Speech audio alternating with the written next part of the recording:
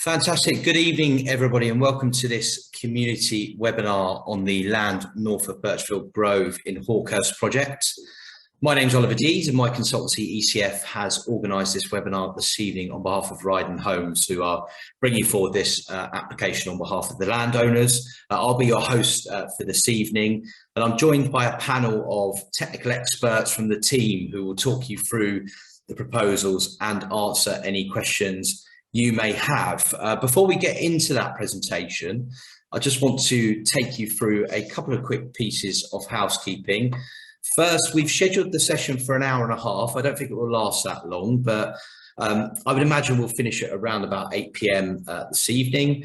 We're going to have about 30 minutes of presentation from various members of the project team, which will be followed by a question and answer session. You can submit your questions in writing using the Q&A button that you'll find at the bottom of your screen, and that will let me know that you want to ask a question, and I will put that to the panel. This session is going to be recorded and uploaded to the project website and shared with anybody that wasn't able to attend this evening. We are going to record all of the session, but we will take out the Q&A section just to protect the anonymity of any of the participants this evening. And without any further ado, I'm going to ask each of our panelists to introduce themselves. And the first person I'm going to ask to introduce themselves is Kevin Wilcox. Kevin. Good evening, everyone. My name is Kevin Wilcox. I'm the Land Director for Ryden Homes, and I'll be introducing this project, talking a bit about the context for the site and also the local plan situation. Brilliant. And I'll hand over to Kevin's colleague, Kate. Good evening, everybody. My name's Kate Outerside. I'm Strategic Land Manager at Ryden Homes, working very closely with Kevin. Thank you, Kate. And now James. Good evening, everybody. My name is James Harmon. I'm a Director of Amiga Architects. We are assisting Ryden Homes with regards to the master planning and architecture on the site, and I'll be giving you an overview of the current design proposals very shortly. Thanks, James. Mel? Hi everyone, I'm Melanie Ailey. I'm Associate Director at RPS Group, and we're working on behalf of Ryden Homes in terms of highways and transportation matters. Thank you, Mel. And last but not least, Dave. Hi there, I'm Dave Beatty. I'm an architect at Deacon and Richardson Architects. We're the architect for the medical centre, so I'll be talking you through that side of things later on. Thank you, everybody. So we're going to have about 20 to 30 minutes worth of presentation now from the project team. As I say, you can submit your questions using the question and answer function at the bottom of your panel. And without any further ado, I'm going to hand over to Kevin. Kevin, to introduce the scheme. Thanks ever so much, Oliver.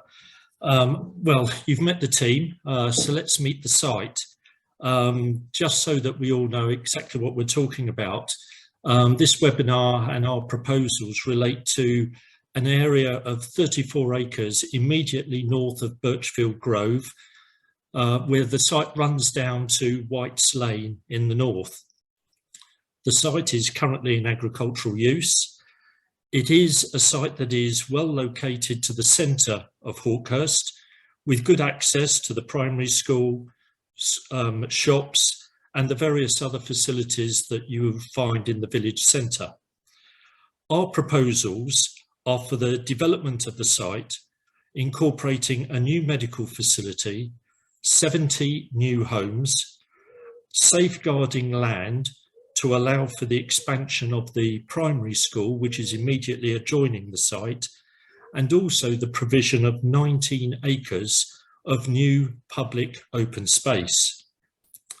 Access to the site is proposed through Birchfield Grove, but there will be other footpath and cycle links to White's Lane and some of the surrounding public rights of way. Just setting this in the context now of the local plan, you may be aware, I'm sure you are, that Tunbridge Wells are producing a new local plan. It's currently just going through its examination. In that emerging local plan, part of the site immediately to the southern end of it and adjoining Birchfield Grove is a proposed allocation for the new medical facility. Now, Ryden Homes objected to this during the local plan on the grounds that the medical centre can only be realised and delivered with enabling development, which Tunbridge Wells did include in an earlier version of the plan, but then subsequently took it out. Now, those objections have been heard, as indeed has been the case for the council, and we are awaiting the inspector's comment on that. Notwithstanding this, there is an undeniable urgent need for a new medical facility for Hawkhurst. The need is really urgent. I understand, and Dave may be able to clarify this later, that the doctors have been looking for an alternative site in and around Hawkhurst for some number of years. I'm given to understand it's certainly in excess of 5 years and could be as much as 10. In that searching, the doctors believe that this site is the best site for that medical facility. Our scheme has been carefully designed to take account of its relation not only to Hawkhurst and its services, but also to the wider area of outstanding natural beauty. And again, in the presentations of both James and Dave, they will describe how that's been taken into account. With the current housing situation in Tunbridge Wells, and with the benefits that we believe that this scheme could bring forward, in our opinion, it's well worth an application being submitted, and we believe it's one that should be embraced by Tunbridge Wells. So without further ado, I'll pass over to James Harmon. Brilliant, Kevin. I'm just going to unshare my screen and we're going to seamlessly transition to James's screen. So James, I'm just stop sharing, over to you.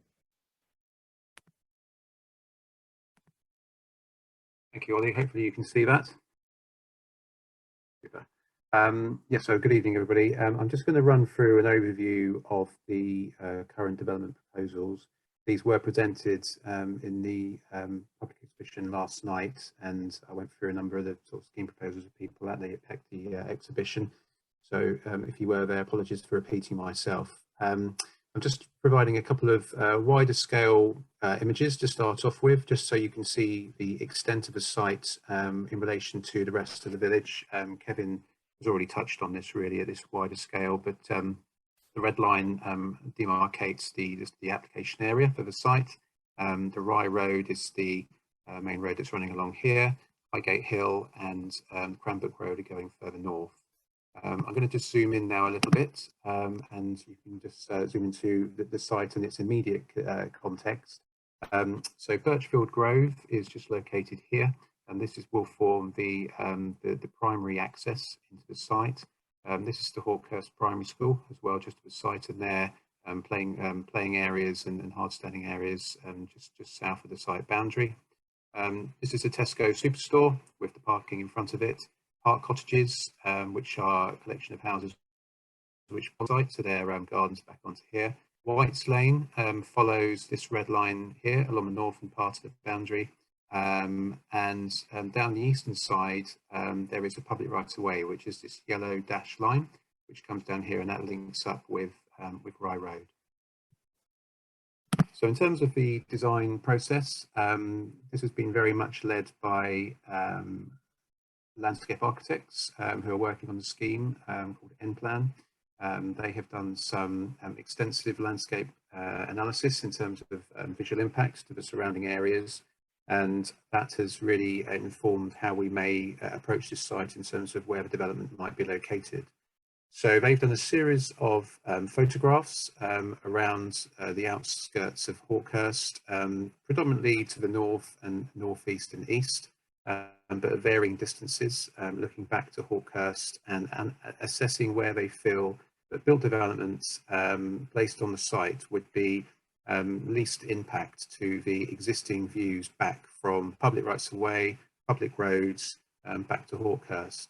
They've provided a series of plans alongside those photographs. One of those, which is on screen here, there was a plan that preceded this in their information to us, which really just sort of looked at the site in terms of sensitivity, and really it was based on the contour lines. You can see them on here.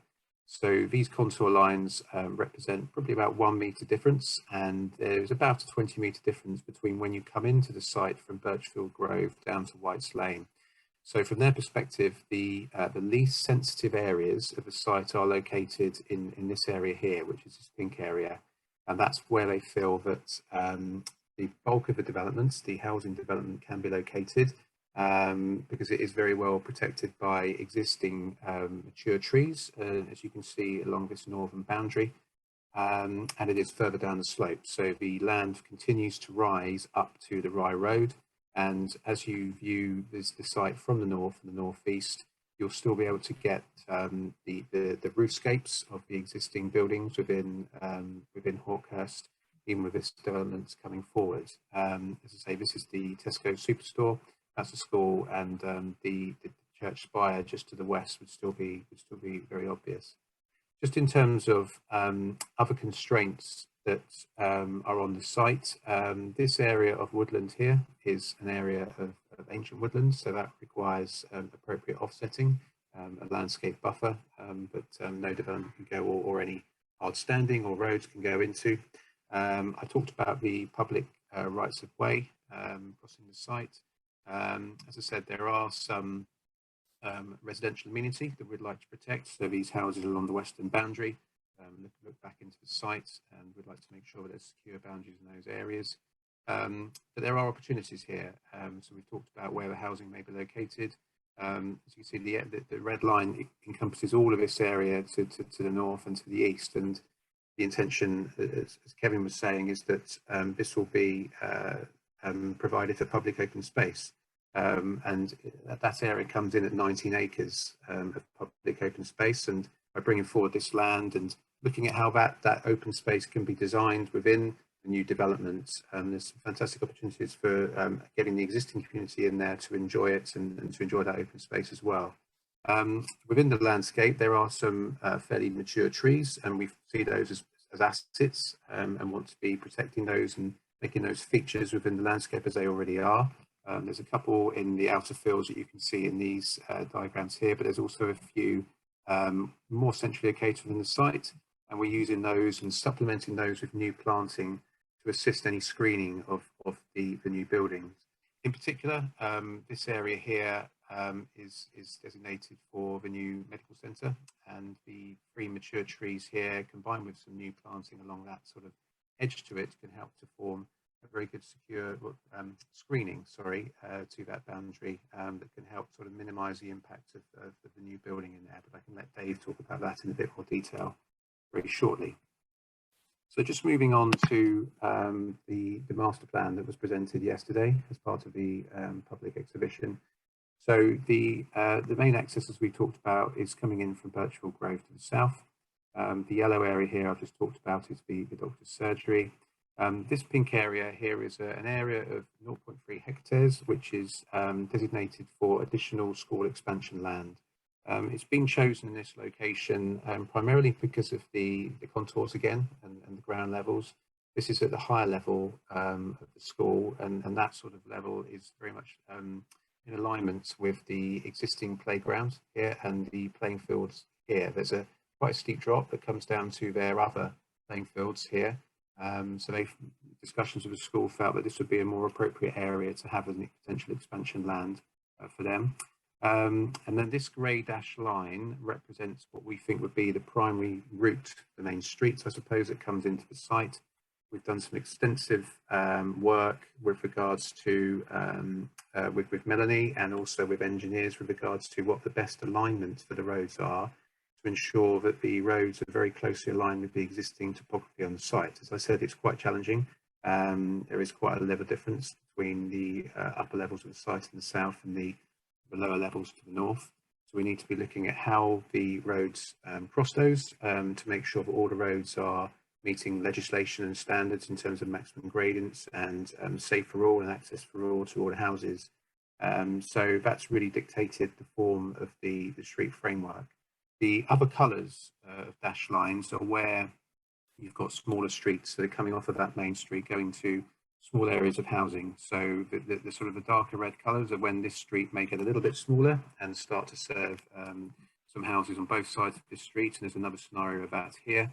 And then when you get to the edges of a development, we might be looking at a much smaller type of road, almost like a lane, where we're trying to minimise the impact on the landscape around the site. So we're looking at widths and trying to reduce them as much as possible, and having new planting to help screen the new development around those edges.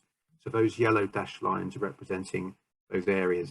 And really what these are doing is showing the extents of the roads, how we're going to be able to get to all the different parts of the development, because we need to make sure that the new housing can be accessed for, as well as the occupants and visitors, for service vehicles, such as the refuse team. So it's all being tracked, and make sure that their refuse vehicles can get into those areas, turn around and come back out again. And similarly for fire, we need to make sure that the fire service can get in to all of the corners of the master plan and get back out again. And on that basis, there is proposals as well for an emergency access, just coming off of White's Lane here. And that will just feed into this road here. Now, the reasoning for that is, in the event of emergency, such as something happening on this piece of road here that would block that road from the fire service using it, they have an alternative route into the scheme, into the development. That would be gated, so nobody else could use that in a vehicle apart from them, and they would have facilities to get in and out of that. But that would be primarily for their use. And then the other sort of dots and arrows that are on there are representing pedestrian routes and cycle routes around the site. So they will generally obviously follow the roads that we've got here, but there also will be potential to connect around the site. We are looking at potential pedestrian access in the west. There's currently an existing footpath in Park Cottages that pretty much comes up to the site boundary. So there's an opportunity to put a gate in here. New sort of urban design rationale really looks at making sure sites are as permeable as possible, and making sure connectivity is one of the most important drivers for design. So having a pedestrian route in here to allow people within the scheme to come out here and move into the village through the streets here, but also the existing residents to come into the site and utilise the public open space, we see as a real benefit. And then the outer areas to the scheme, these areas here are at the moment being designed by N-Plan again from a landscape perspective, and there will be open footpaths going into those spaces. They're doing their work at the moment, so that will be a layer we're adding at a later stage. One of the footpath connections will be to the east. So as I said earlier, there's a public right-of-way coming down this edge, and we'll be looking to link into that, having a gate in that area. And then just the final piece that I haven't really talked about is the beige colour on here, and that represents, as I said earlier, where we feel the housing could be accommodated. As Kevin said earlier, we're looking at about 70 homes on here. In terms of density, we're doing a lot of studies of Hawkhurst and the existing and historic areas of Hawkhurst, and new development that's coming forward in Hawkhurst. We're suggesting that the new developments in here would potentially be between 25 and 35 dwellings per hectare. And what that means is that in the western areas where we're sort of stitching in, tying into the existing edge of Hawkhurst, you might have a slightly higher density there, some smaller properties, some 2 and 3 bedroom properties, some semi-detached, some very small terraces. And when you get to the outer areas of the scheme, we might have a lower density of housing. So I'll have fewer houses, maybe some bigger houses with bigger gaps in them, which we feel is a better approach to the edges of a development overlooking the countryside. And we have had initial discussions with Tunbridge Wells Borough Council about that, and that is very much in line with their housing design guide for the AONB, which we are following very closely in terms of how we bring this scheme forward. Just a couple of other slides before I finish. I'm just going to flick onto this one quickly. This is drawing back out again and looking at Hawkhurst as a whole. It's not a photograph, so it's a little bit more difficult to understand, but the beige lines here are the main roads through here, and what the grey area represents is where all the built up areas, the privately owned areas, are located in Hawkhurst, the settlement area, I suppose. And what you can see in here is we just added how the new development would look and would add to that. So the grey areas, as I said earlier, are the housing, and the this colour here, sort of purple dark grey, is the school, and that's a doctor's surgery. And again, what you can see here is the actual built, what we're proposing to be built on is very small in relation to the wider red line, and is a huge part of the site that's going to be, you know, safeguarded for open space. And just finally, before I hand over to Dave to talk about the school, this is just a very early stage artist's impression of what the buildings may start to look like, how the actual development may look. This is an outline application, so we are not going to be providing detailed plans and elevations and a site layout for the scheme. It's more about the principle of the design that I just talked through there. But what we will be providing is an illustration of how it can come forward and how those 70 units that I talked about can be delivered to the densities and the types of buildings that I've talked about. So as I was saying, this view is taken from the northeast, and it's almost like a bird's eye view looking back towards Hawkhurst. So you can see the church spire in the distance. This block here is Tesco's, that's the primary school. This is Birchfield Grove, that's the access I was talking about. It's almost we've turned around and we're looking up upside down, I suppose. This is the medical centre building, and those are the mature trees that we were talking about earlier on, and this is some of the new planters that can be put in. This is the ancient woodland that I talked about, and this is the buffer that we're going to be incorporating to ensure the protection of that. And then you can see the roads frameworks that I was talking about, and some of how the buildings are going to come forward. We're working with the AOMB design guide in terms of colours of buildings, making sure that appropriate colours are chosen.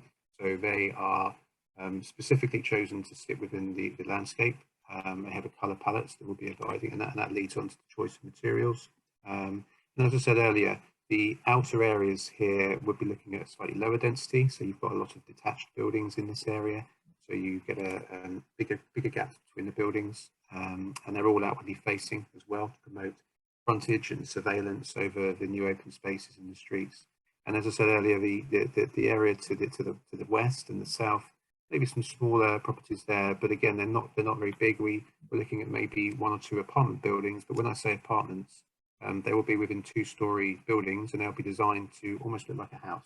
So they look exactly the same as the building they're going to sit next to. So I think hopefully that's a good overview. I'm just going to stop sharing now, and then I can pass over to Dave, who can talk a little bit more about the medical centre.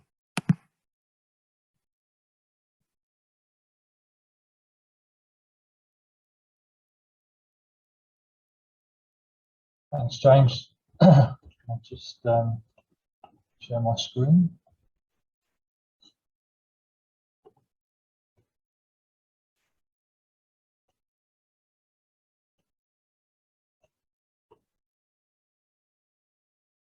Hopefully.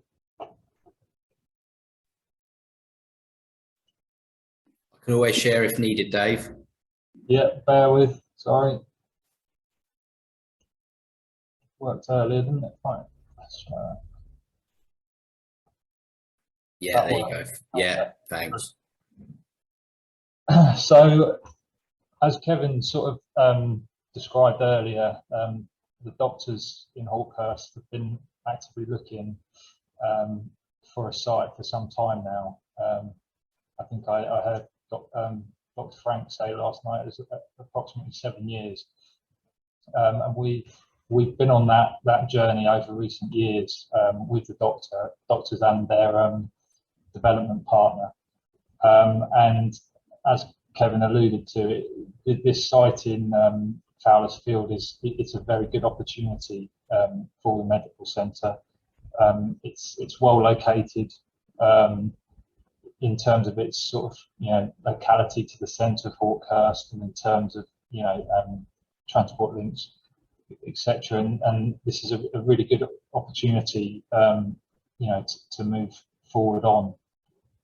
At the moment, as you probably are aware, the practices have combined, but they really are working out of buildings that aren't fit for purpose to deliver sort of modern healthcare services. There's a big drive at the moment, as you're probably all aware, to put more services onto primary care providers, and that includes new services such as the PCN, which is the primary community networks, which provide services such as social prescribing and potentially physiotherapy. I'm not exactly sure what those final services are going to be, but it's something that surgeries need to provide. And in addition, it's a growing patient list at the moment. So there's a lot of pressure on the existing buildings, and there's also the issue of succession with partners retiring and the need to kind of bring on new professionals who to attract those medical professionals. Working out of a modern healthcare facility is really important. So we've been working with the doctors, looking at the services that they want to provide and the patient list and the growing patient list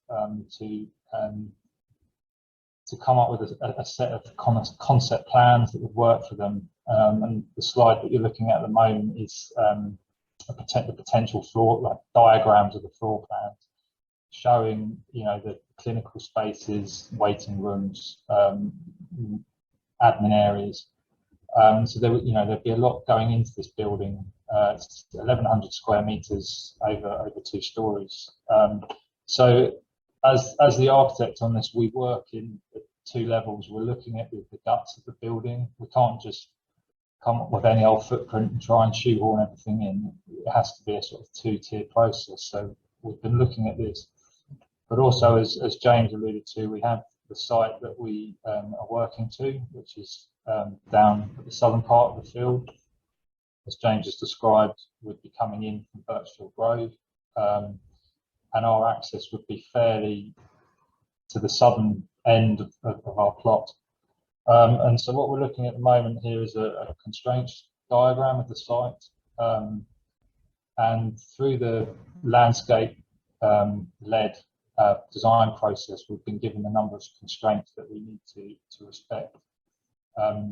Some of them relate to the long range and mid range views towards the site, because we are more prominent here. We're up on the hill. There's the 3 veteran trees here that are very important, and they have large root protection areas that we need to respect.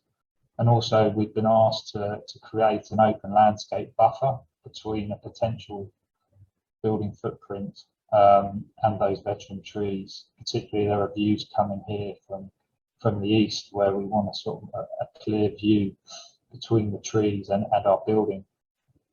We've also, it's important to create a buffer to this boundary here between the properties on Birchfield Grove. So we would be proposing a planted buffer here, and the building would be offset approximately 30 metres at its closest point from the houses on Birchfield Grove, and that is well within the design guidelines that we would be expected to work to in this context. So moving on to a more detailed plan of the site, as I mentioned, we have the parking to this side, and we are proposing at the moment 52 car parking spaces, and that is calculated using various different methods. One being the existing practices have been surveyed during their working week to understand how many people come and go using different transport methods. But also, people have been surveyed to see, whether they would drive to a development like this, given its locality, and also working to other rules of thumb that we have on the sizing of car parks for this type of development. And based on the building footprint, it is a generous car park. Obviously, a fair number of the spaces would be allocated to staff, and the rest would be for patients. But what you have to imagine is it isn't 52 cars all coming at once with these type of buildings. It is more of a steady stream, and you get slight peaks in the morning and the evening, obviously the start, but generally it's very kind of steady. And also we've provided areas to drop off, and also, which is very lacking with the current medical centres at the moment, disabled parking. And that's something that would be a massive improvement against the existing surgeries, its accessibility. This will be a fully accessible building. You know, we'll have a lift. Everything will be on one level, which is really important for the surgery to deliver that correct service. You can see here as well, we've allowed for large vehicles such as fire appliances and refuse trucks to be able to turn within the site. As I mentioned before, we'll be keeping an open landscape here. This would be a very kind of fine estate type fence, keeping the sort of landscape open, which is an important part of the landscape strategy. Sort of moving the scheme forward, we have been modelling it three-dimensionally to work out what the correct building form is. And the concept is to break the building down into these four wings, which would each have its own defined pitched roof element. One of the really important things about the landscape strategy has been that the roof to this form is very broken. It's an articulated roof, if you like. We shouldn't be putting a massive roof like the school, for example, which is set more close to the ridge. That has a very big roof form. It's quite dominant from certain views in the landscape. This will be a more broken roof form, which is sort of similar to the type of silhouette of a, like the post house silhouette type concept. So it's very broken. Just the model I've got up here, looking from the south there, we've got the three veteran trees, so we've got this setback, and then the planted landscape into these boundaries here. The central element would be set lower, and that, as per the diagram I showed earlier, would be where the waiting spaces are. So the waiting rooms would be very open, pleasant spaces that would be giving these long views. I think that it's as far as I go at the moment. I think it's important to say as well, we are looking at materials. So we are proposing a traditional palette of brick and tile that would take design cues from the local area. But as a commercial building, we're keen to detail it in a more contemporary way. We're not looking to be sort of pastiche. But this won't read as a big, commercial development. It's very sensitively designed to fit in with the locality and the wider landscape. So I think at that point, I will hand back to Ollie. Yeah, I'm just going to share my screen, Dave, so bear with me. Thank you for that. And Kevin's going to come in and just talk about the timeline very, very quickly. Yeah, thanks, Ollie. Basically, next steps, what happens from here? What are we intending on doing? Well, it's set out there. Obviously, following this public consultation that we carried out yesterday and today, we'll take away the comments that have been made, look at those, review the scheme with those, and we anticipate there'll be further design development work going on throughout the summer.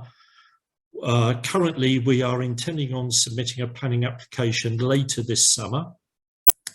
In terms of then determination of that planning application, well, we're obviously in the hands of Tunbridge Wells Borough Council on that one, but we'd like to think that it could be determined in, say, Q2 of 2023.